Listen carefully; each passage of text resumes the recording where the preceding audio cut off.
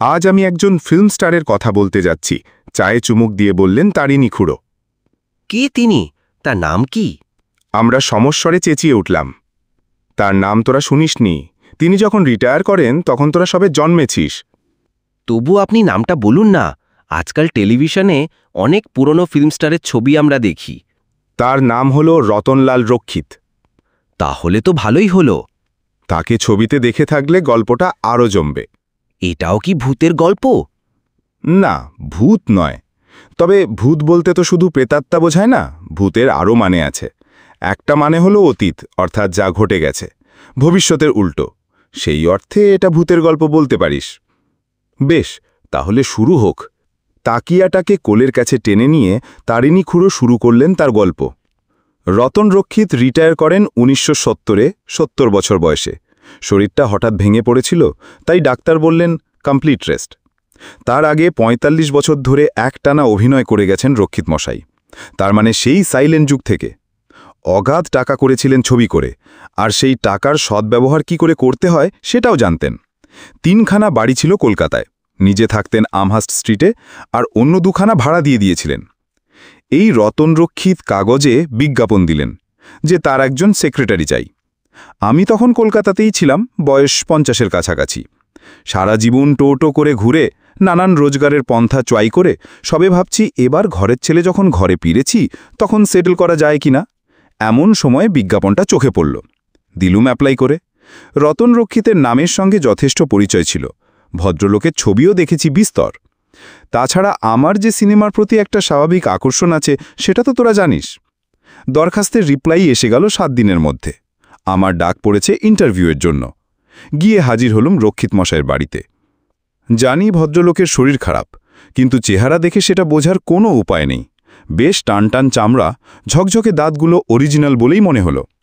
প্রথমেই আমাকে জিজ্ঞেস করলেন তার ছবি দেখেছি কিনা। বললুম পরের দিকের ছবি তো দেখেইছি, গোড়ার দিকের কিছু সাইলেন্ট ছবিও দেখা আছে, যখন রক্ষিত মশাই কমিক ছবি করতেন।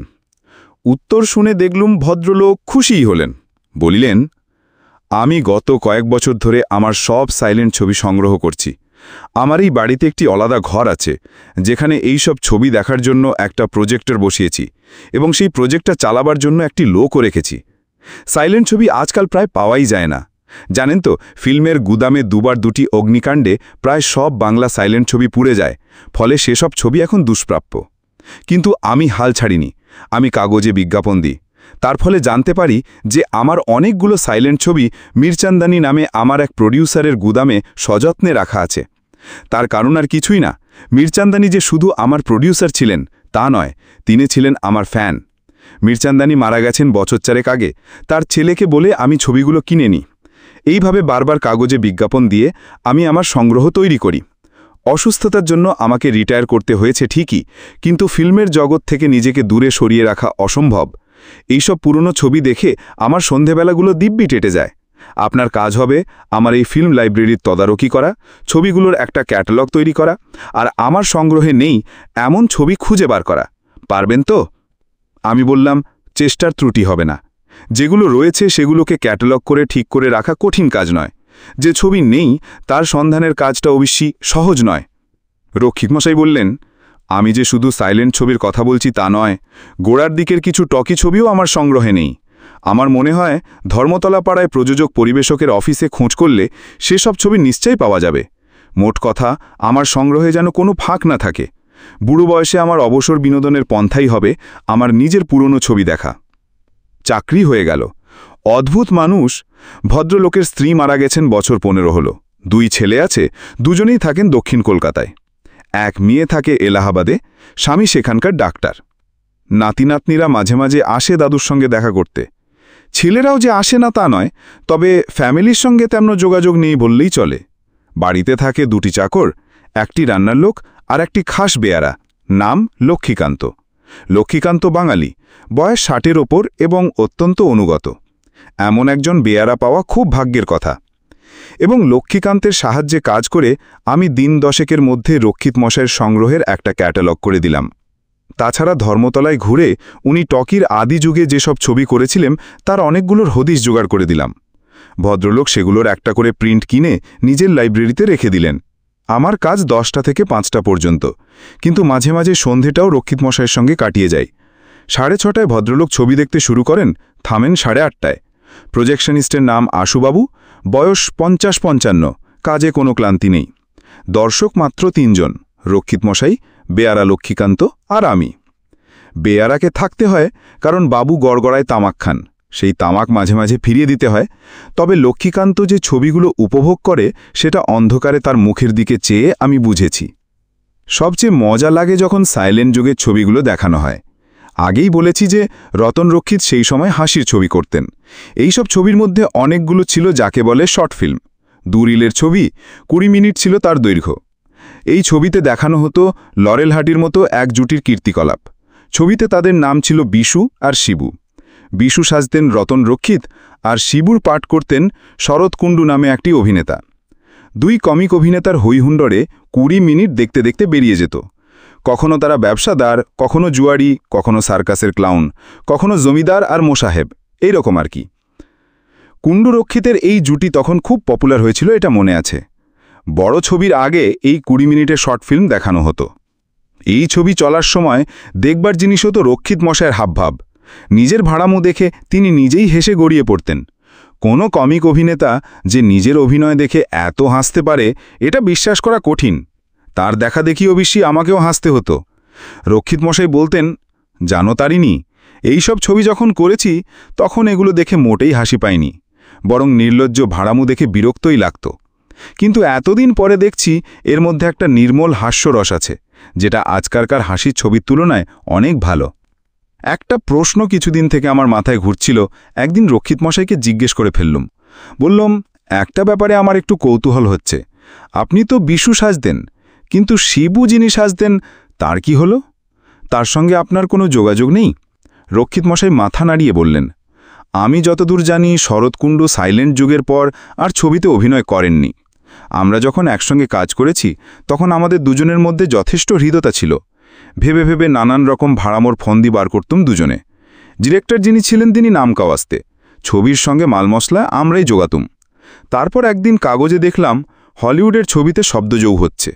পাত্রপাত্রীরা এবার থেকে কথা বলবে আর সেই কথা দর্শকে শুনতে পাবে। সেটা ছিল 1928 কি 29 সাল। যাই হোক, হলিউডে সত্যিই টকি এসে গেল। আমাদের এখানে আসতে লাগলো আরও 3-4 বছর। সে এক হই হই ব্যাপার। সিনেমার খোলনলচে পাল্টে গেল, তার সঙ্গে অভিনয়ের রীতিও। আমার কিন্তু একটা থেকে আরেকটায় যেতে কোনো অসুবিধে হয়নি। গলার শটটা ভালো ছিল, তাই টকি আমাকে হটাতে পারিনি। তখন আমার বয়স 30-32। বাংলা ছবিতে সুকণ্ঠ হিরোর দরকার, সেই হিরোর পার্টে আমি অনায়াসে খাপ খেয়ে গেলাম। 20 মিনিটের ভাড়ামোর যুগ শেষ হয়ে গেল, আমি হয়ে গেলাম ছবির নায়ক। কিন্তু সেই সময় থেকেই শরৎ কুণ্ডু কেমন যেন হারিয়ে গেল। যতদূর মনে পড়ে 2-1জনকে জিজ্ঞেসও করেছিলাম ওনার কথা, কিন্তু কেউ সঠিক জবাব দিতে পারেনি। লোকটার অকাল মৃত্যু হয়েছিল কিনা কে জানে। তাই যদি হয় তাহলে অবশ্যই অনুসন্ধান করার কোনো মানে হয় না, কিন্তু আমার তাও একটা খটকা থেকে গেল।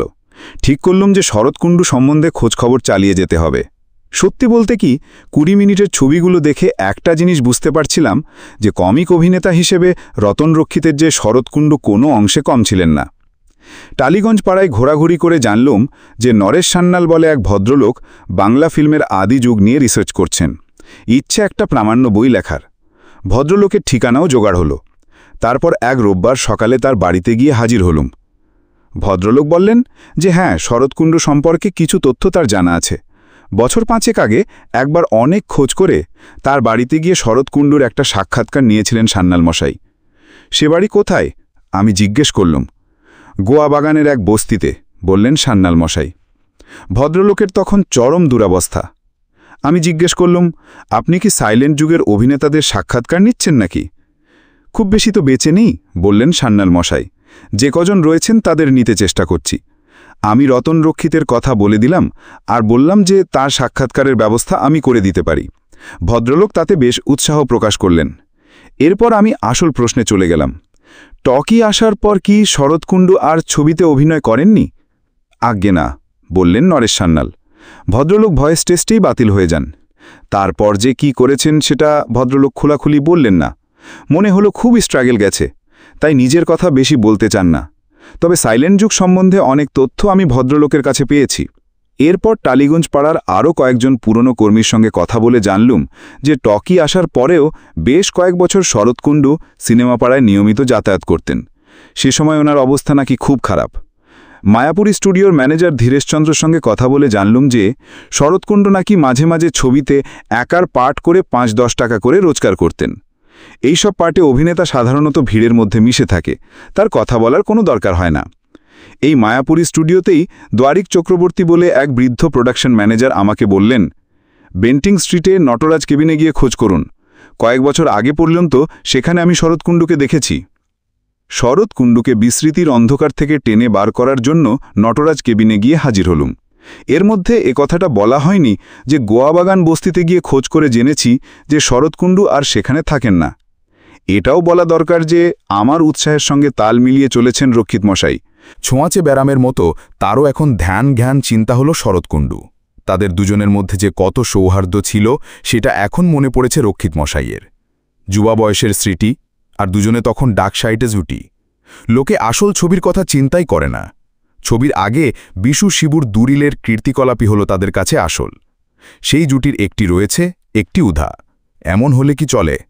নটরাজ কেবিনের মালিক পুলিন দত্তকে জিজ্ঞেস করাতে ভদ্রলোক বললেন, শরৎদা বছর ৩ আগে অবধি এখানে রেগুলারলি আসতেন, তারপর আর আসেননি। তিনি কি কোনো কাজটাজ করতেন? সে কথা তাকে অনেকবার জিজ্ঞেস করেছি, বললেন পুলিন দত্ত, কিন্তু কোনো সোজা উত্তর কখনো পাইনি। কেবল বলতেন, পেটের দায়ে এমন কোনো কাজ নেই যা আমি করিনি, তবে অভিনয় যে ছেড়ে দিয়েছিলেন সেটা আমি জানি, আর সেই সঙ্গে ছবি দেখাও বন্ধ করে দিয়েছিলেন। টকি যে তার কাল হয়েছিল সেটা বোধহয় উনি কোনোদিন ভুলতে পারেননি। এরপরে আরও মাসখানেক নানান জায়গায় খোঁজ করেও শরৎ কুণ্ডুর কোনো পাত্তা পেলাম না। লোকটা যেন হাওয়ায় মিলিয়ে গেছে। কথাটা রক্ষিত মশাইকে বলতে উনি সত্যিই মর্মাহত হলেন। বললেন, এমন একটা গুণী অভিনেতা, টকি এসে তার পশার মাটি করল, আর ক্রমে সে মানুষের মন থেকে মুছেই গেল। এখন আর তাকে কে চেনে? সে তো বেঁচে থেকেও প্রায় মরারই সামিল। শরৎ কুণ্ডুর ব্যাপারে আর কিছু করার নেই বলে আমি কাজের কথায় চলে গেলুম। ভদ্রলোককে একটা প্রশ্ন করার ছিল। বললুম, আপনার একটি সাক্ষাৎকার দিতে কোনো আপত্তি আছে কি? কে চাইছে সাক্ষাৎকার? আমি নরেশ সান্যালের কথা বললুম। ভদ্রলোক সেদিন সকালে ফোন করেছিলেন, আগামীকাল আসতে চান। বেশ তো, সকালে 10টায় আসুক, তবে বেশি সময় যেন না নেয়। নরেশ সান্যাল ফোন নাম্বার দিয়ে দিয়েছিলেন, আমি তাকে খবরটা জানিয়ে দিলাম। সেদিন সন্ধ্যায় প্রজেকশন ঘরে রয়ে গেলুম বিশু শিবুর ছবি লেখার জন্য। বিশু শিবুর ছবি হয়েছিল সব শুদ্ধ 42টা, তার মধ্যে 37টা আগেই জোগাড় হয়েছিল, বাকি 5টা আমার চেষ্টায় জোগাড় হয়েছে। আজ এই নতুন 5খানা দেখতে দেখতে আবার মনে হল যে শরৎ কুণ্ডু সত্যিই বেশ জোরদার কমিক অভিনেতা ছিলেন। রক্ষিত মশাইকে 2-1বার চুকচুক করতে শুনলুম, তাতে বুঝলুম যে তিনি শরৎ কুণ্ডুর অন্তর্ধানের জন্য আক্ষেপ করছেন। পরদিন সকালে আমি আসার 10 মিনিটের মধ্যেই নরেশ সান্যাল এসে পড়লেন। রক্ষিত মশাই তৈরিই ছিলেন। বললেন, আগে চা হোক, তারপর ইন্টারভিউ হবে। সান্যাল মশাই কোনো আপত্তি করলেন না। সকালে 10টায় রোজই রক্ষিত মশাই চা খান এবং সেই সঙ্গে আমিও খাই। এই সময়টাতেই আমাদের যা কিছু আলোচনা করবার তা হয়ে যায়। তারপর আমি বসে পড়ি কাজে, উনি চলে যান বিশ্রাম করতে। ক্যাটালগিং হয়ে যাওয়ার পর আমি যে কাজটা করছি সেটা হলো বিশু শিবুর প্রত্যেকটি ছবির গল্পের সারাংশ তৈরি করা, আর তাতে কে কে অভিনয় করেছে, পরিচালক কে, ক্যামেরাম্যান কে, এইসবের একটা তালিকা তৈরি করা। একে বলে ফিল্মোগ্রাফি। যাই হোক, আজ অতিথি এসেছেন বলে দেখি চায়ের সঙ্গে চুরি এসেছে। ট্রে সমেত চা টেবিলে রাখা হতেই সান্যাল মশাই হঠাৎ একটা কথার মাঝখানে খেই হারিয়ে চুপ করে গেলেন, তার দৃষ্টি ভৃত্যের দিকে। ভৃত্য স্বয়ং খাসবেয়ারা লক্ষ্মীকান্ত। আমারও দৃষ্টি চলে গেছে ভৃত্যের দিকে, এবং সেই সঙ্গে রক্ষিত মশাইয়েরও। এই নাক, এই থুতনি, এই চওড়া কপাল, চোখের এই তীক্ষ্ণ চাহানি, এ কোথায় দেখেছি? এতদিন তো এর মুখের দিকে ভালো করে চাইনি। কেন চাইব? অকারণে বেয়ারার দিকে কে চেয়ে থাকে? প্রায় 3 জনের মুখ দিয়ে একসঙ্গে বেরিয়ে পড়ল একটা নাম, শরৎ কুণ্ডু।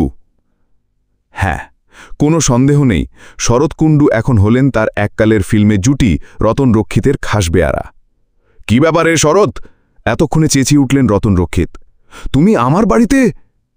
শরৎ কুণ্ডুরও মুখে কথা ফুটতে সময় লাগল। কি আর করি, অবশেষে কপালের ঘাম মুছে বললেন ভদ্রলোক, নেহাত ইনি চিনলেন বলেই তো তোমরা চিনলে, একদিন তো বুঝতে পারোনি।